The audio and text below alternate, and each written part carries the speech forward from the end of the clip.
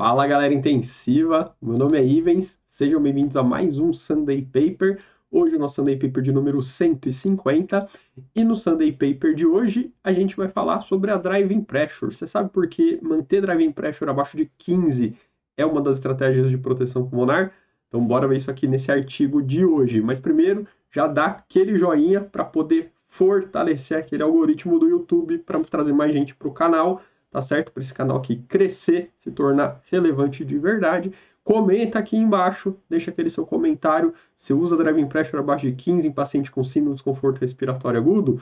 Quando que você descobriu a Driving Pressure? Você entendeu completamente esse conceito? Então, comenta aí e bora ver esse vídeo. Então, esse artigo, aquele artigo clássico do Marcelo Amato de 2015 no New England Journal of Medicine, que tem um fator de impacto de 176,079. Bom, qual que é o contexto, né? A ventilação mecânica na síndrome do desconforto respiratório agudo, a famosa SARA, e aí a gente tinha muito em voga já as estratégias de proteção pulmonar, a gente já tinha alguns itens que a gente achava essencial, né, dentro da estratégia de proteção pulmonar, que era manter uma pressão de platô mais baixa, né, aquela pressão de platô abaixo de 30, usar um volume corrente mais baixo, que é aquele volume corrente de 6 ml por quilo, e PIP mais alta, né?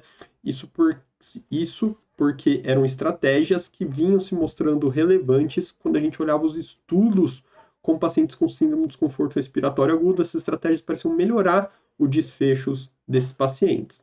Porém, alguns estudos mostravam então resultados conflitantes, né? Porque um fator acaba interferindo no outro. Então, se você aumentasse a PIP de uma maneira sem uma lógica pré-estabelecida, você, ao invés de diminuir a pressão de platô, você poderia aumentar a pressão de platô. Então, isso mostrava, então, resultados conflitantes. E aí, então, vem a ideia, né, de normalizar o volume corrente para o tamanho do pulmão. Por quê? Porque a gente sabe que o espaço disponível para ventilação na SARA é menor. A gente tem um pulmão, né, que é aquele pulmão que a gente chama de baby lung. Por quê? Porque ele tem um monte de alvéolo colapsado e disponível para ventilação sobra só um pequeno espaço. Então, normalizar esse volume corrente para o tamanho do pulmão parecia fazer sentido para você distribuir melhor esse volume corrente para aquele pouco pulmão que sobrou. Então, vou até pular aqui, colocar aqui direto no objetivo, né? O objetivo era avaliar se a driving pressure era o melhor preditor de desfecho do que o volume corrente ou a PIP usados isoladamente. Então, a driving pressure, talvez ela mostrasse melhor os efeitos dessas alterações das configurações do ventilador do que somente a alteração no volume corrente ou a PIP isoladamente, né? Então, só voltando aqui, cadê? Indo aqui para frente. Então, os pacientes foram pacientes críticos que tinham síndrome de desconforto respiratório agudo. O grupo intervenção tinha passado por uma estratégia protetora, o grupo controle passava por cuidados habituais, o desfecho principal foi a sobrevida em até 60 dias, né, no hospital. Na verdade, aqui nesse estudo, o que eles fizeram? Eles pegaram os dados de 9 estudos que já tinham estudado esses pacientes com síndrome de desconforto respiratório agudo e fizeram análise individual desses dados desses pacientes, tá? Então, eles pegaram lá estudos que já tinham sido feitos, tiveram acesso à base de dados e usaram uma estratégia de análise estatística para falar sobre esses dados, então, tá?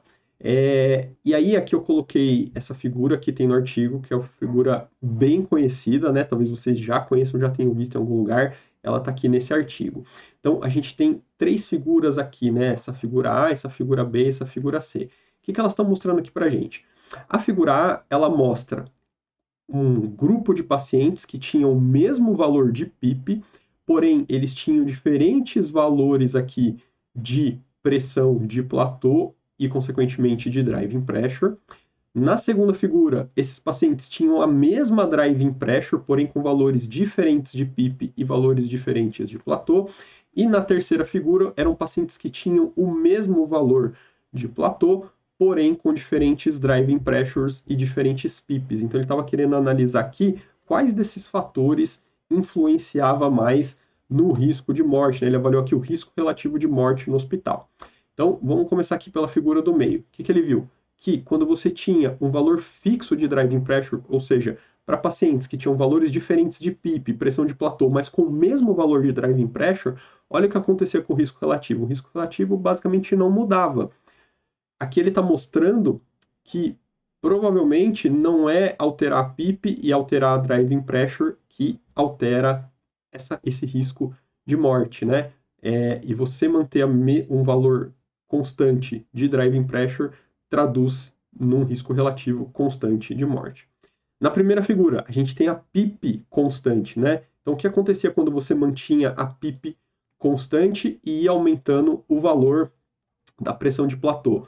O que acontecia é que conforme o valor da pressão de platô aumentava, o risco relativo de morte aumentava. Aonde a gente tinha aqui os menores valores de risco relativo para morte no hospital, é onde eu tinha os menores valores da driving pressure. Repara que aqui, ó, esses pacientes da ponta direita, né, desse quartil aqui da direita, são os pacientes que têm maior driving pressure, e aqui o risco relativo de morte é maior, e onde tem o menor valor de driving pressure, onde o valor de risco relativo menor para mortalidade.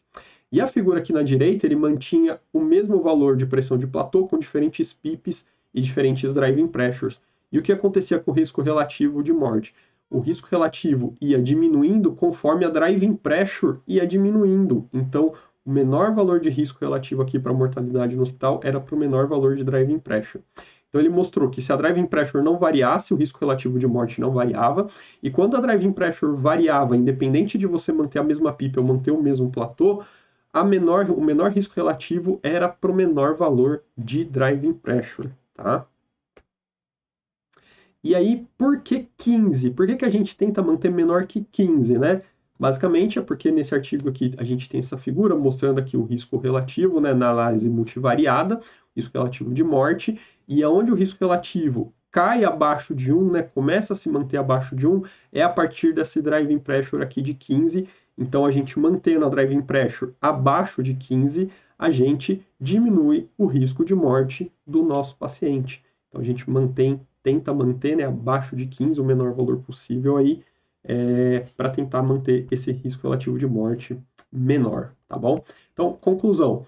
Encontramos que a driving pressure foi a variável ventilatória que melhor estratificou o risco. Então, comparando o driving pressure, volume corrente, ali a pressão platô, a PIP, a driving pressure foi a que melhor conseguiu estratificar esse risco de morte.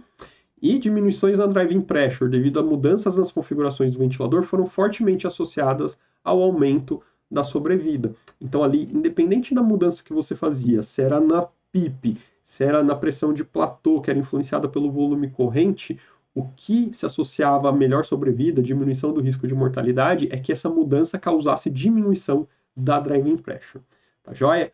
Então, já deixa aquele joinha, não esquece de compartilhar, clicar nesse botão que tem aqui embaixo, compartilhar esse vídeo com a sua galera, comentar para fazer aquele engajamento legal aí no vídeo e se inscrever no canal. Se você já é inscrito, indica para sua galera se inscrever aqui e eu vejo vocês no próximo vídeo. Até lá!